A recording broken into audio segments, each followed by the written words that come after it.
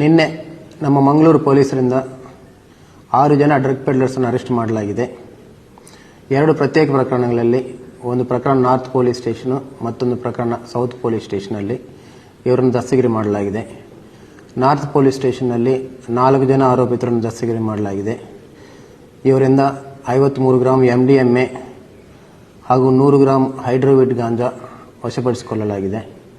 ಅದೇ ರೀತಿ ಈ ನಾರ್ತ್ ಪೊಲೀಸ್ ಸ್ಟೇಷನ್ನಲ್ಲಿ ಅರೆಸ್ಟ್ ಮಾಡಿದವರಿಂದ 60 ಗ್ರಾಂ ಹೈಡ್ರೋವಿಟ್ ಗಾಂಜಾ, 1 kg ಜಾಸ್ತಿ ಗಾಂಜಾವನ್ನು ಕೂಡ ವಶಪಡಿಸಿಕೊಳ್ಳಲಾಗಿದೆ.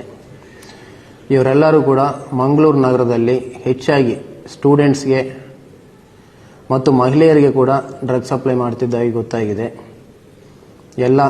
ಈ ಟೋಟಲ್ ವ್ಯವಸ್ಥೆ ಎಲ್ಲ ಕೂಡ ಬೆಂಗಳೂರಿಂದ ಡ್ರಗ್ಸ್ ತಗೊಂಡು ಬಂದು ಅವರು ನೇರವಾಗಿ ಸಪ್ಲೈ ಮಾಡೋದಲ್ಲದೆ ಇಲ್ಲಿದ್ದಂಥ ಲೋಕಲ್ ಪೆಡ್ಲರ್ಸ್ಗೆ ಕೂಡ ಡ್ರಗ್ ಸಪ್ಲೈ ಮಾಡ್ತಿದ್ದಾರೆ ಅಂತ ಗೊತ್ತಾಗಿದೆ.